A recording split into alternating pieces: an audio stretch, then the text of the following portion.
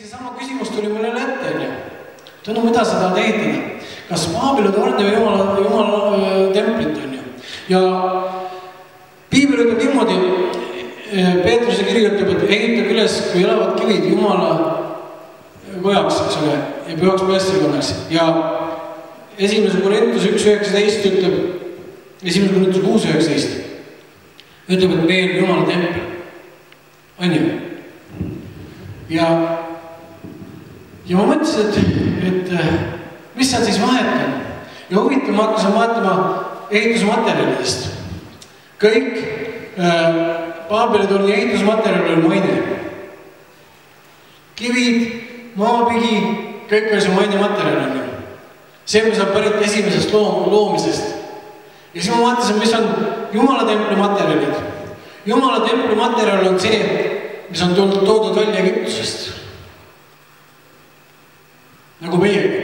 Oleme välja tulnud vaimulikust Egiptusest, mis on läinud läbi vee. Me kõik käisime läbi ristimise vee. Ja mis on piserdatud verega. Kõik Jumala Piibel ütleb Hebra kirjas, kõik Jumala teenistuse riistad piserdati verega ära. Nii et mina saan ehitada, kui ma tahan ehitada oma sees üles seda Jumala templit, siis ma saan ehitada ainult nende materjalidega, mis on tulnud välja Egiptusest, mis on läinud läbi vee, mis on piserdatud Jumala verega. Nii et vaimulikest asjadest me saame ehitada oma sees, mitte maistest asjadest, mis oli Jumala templi üles. Ja ma mõtlesin, et täna, kui me oleme Jumala lapsed, eks ole, siis ma küsin sinu käest, kas sul on südames selline igatsus, Jumal, sa oled nii palju asju saanud, aga ma olen nii vähe kätte saanud. Ma ei ole Jumal sellega rahul, ma tahan rohkem saada sinu asju. Ma igatsen rohkem, mis ma tahan kõike seda kätte saada. Ja ma olen huvi pärast vaadanud neid inimesi, kes on ristitud püha vaimuga või täidetud püha vaimuga või ma ei tea, kuidas neid väljendada mitmed, eks ole. Ja huvitav, ma olen näinud, et nende inimeste elus on kuidagi see Jumala igatsus või Jumala poole tundmine ja ma olen aru saanud, et see igatsus või see Jumala poole tungimine ja see Jumala nõudmine või Jumala peale käimine, see ei ole sellest inimesest enesest, on ju, vaid see on see Jumala püha vaim, mis on inimese sees. See lihtsalt on kuidagi nagu annab kogu aeg märku, et ära jää rahul sellega, ära olla rahul sellega, mis sul on. Nõua rohkemat, mul on rohkem sul anda, mul on enam anda, Jumala taevariik on paranduse täiskäik, ole jõnud ja elanud, tungi edasi, ära jää rahul. Piibel ütleb, et Risti ja Hannese päevis siiamaani rünnatakse taevariiki ja kes seda ründavad, need kisuvad endale. Ja ma usun, kui Piibel räägib, et viimasel ajal tuleb raskeid aegu, siis kui sul ei ole püha vaimu, siis ma ütlen seal, väga raske on sul elada, väga raske on sul läbi tungida kõigist sellest olukordadest, mis tulevad su ette. Aga püha vaim sinu sees, see annab sulle tugevuse, see annab sulle jõu, see annab sulle innukuse, see annab sulle kirglikkuse minna edasi või panevuse. Laul 91 ütleb, see minu jaoks on võtmesõna, et ta minust on kiindunud. Ja see sama püha vaim sinu sees annab kiinduse. Kui sa tänaval, küll sa ütled, sa oled päästetud, ma usun Jeesuse ristitöösse ja usun, et ta on risti löödud ja surdud ja üles tõusnud, aga kui sul on püha vaimu, siis hakka taotlema seda. Piibel ütleb, et kui palju enam Jumal annab püha vaimu neile, kes seda paluvad.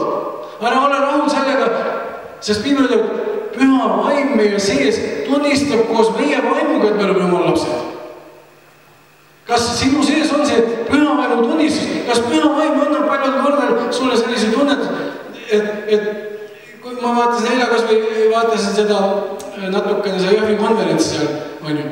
Ja lihtsalt mõnikord ainult paljas muusika mängis ja ma tundsin, kus püha vaimu sees nagu ta lihtsalt annab tunnetada, et on sees. Mitte midagi, mingit sõnu ei ole isegi.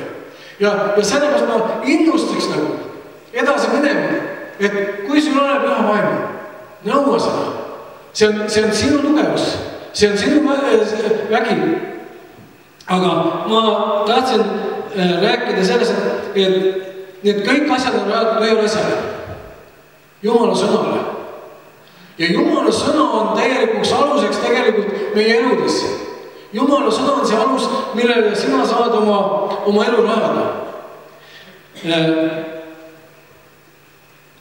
Piibel räägib siin Matteuse 14:28 ütleb sellise koha, et kui keegi on vundamendi rajanud ja ei suuda, loeme selle kirja koha võib-olla.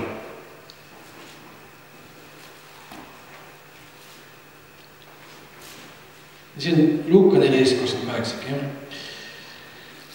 Sest kes teie seast, kui ta tahab ehitada torni, ei istu enne maha ega arva kulu, kus temal on, mis vaja läheb teostamiseks. Et kui ta aluse on rajanud ega suuda lõpetada, kõik vaatajad teda ei hakkaks naerma üteldes. See mees hakkas ehitama ega suuda lõpule viia.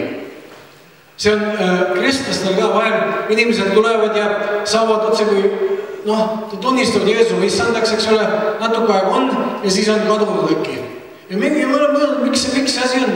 Ja see asi on just sellepärast, et see alus on küll Jeesus, usk Jeesusesse, aga need inimesed ei taha minna sellesse Jumala täiusesse, nad ei otsi, et olla ka täidetud püha vaimuga.